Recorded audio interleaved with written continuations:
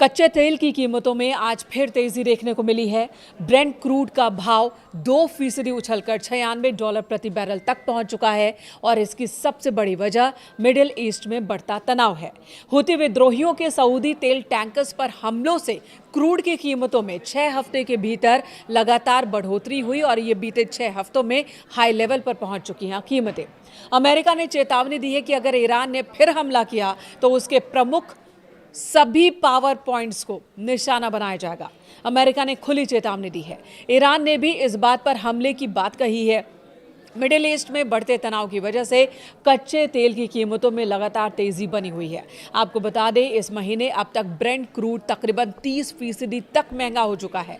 कुछ जानकारों का मानना है कि अगर हालात ऐसे ही बने रहे और तेल की सप्लाई प्रभावित हुई तो इस साल कीमतें एक बार फिर $100 प्रति बैरल के पार जा सकती हैं और अगर ऐसा होता है तो दुनिया भर में इसकी वजह से महंगाई बढ़ेगी।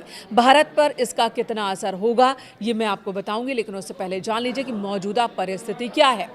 हूतियों का दावा है कि उनकी चेतावनी के बाद तकरीबन 10 जहाज सऊदी अरब के पोर्ट्स की तरफ जाने की जगह बीच रास्ते से लौट आए। हालांकि इस दावे की कोई पुष्टि अभी तक हुई नहीं है। लाल सागर में हूतियों की नाकेबंदी की धमकी और होर्मुज को लेकर ईरान की चेतावनियों ने ग्लोबल तेल सप्लाई को एक बार फिर बाधित किया है और चिंता बढ़ा दी है। अगर इन अहम समुद्री रूट्स पर आवाजाही प्रभावित होती है तो दुनिया भर में कच्चे तेल की सप्लाई पर असर साफ साफ रहेगा।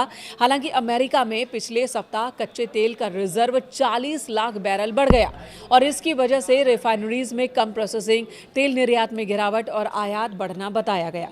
आमतौर पर भंडार बढ़ने का मतलब होता है कि बाजार में सप्लाई बढ़ गई हो, जिससे कीमतों पर कुछ दबाव बढ़ सकता है। क्या $100 के पार चली जाएंगी कीमतें? अगर ऐसा होता है तो क्या होगा? अगर मिडिल ईस्ट में तनाव और बढ़ता है, हॉर्मुज में तेल टैंकर्स की आवाजाही इसी तरह से प्रभावित होती है, तो गोल्डमैन सैक्स का ये कहना है कि ब्रेंट क्रूड की कीमत इस साल की चौथी तिमाही में $120 प्रति बैरल के पार जा सकती है। 100 भी नहीं, $120 प्रति बैरल। हालांकि इस महीने अमेरिका ईरान तनाव बढ़ने से ग्लोबल तेल बाजार में काफी उतार चढ़ाव अभी तक देखने को मिल चुका है। ब्रेंट क्रूड $91 प्रति बैरल के ऊपर पहुंच गया। भारत पर जो असर पड़ेगा वो भी जान लेते हैं। सबसे पहला असर होता है महंगाई का, सीधे सीधे असर होता है। कच्चे तेल के दाम अगर बढ़ते हैं तो महंगाई बढ़ जाती है।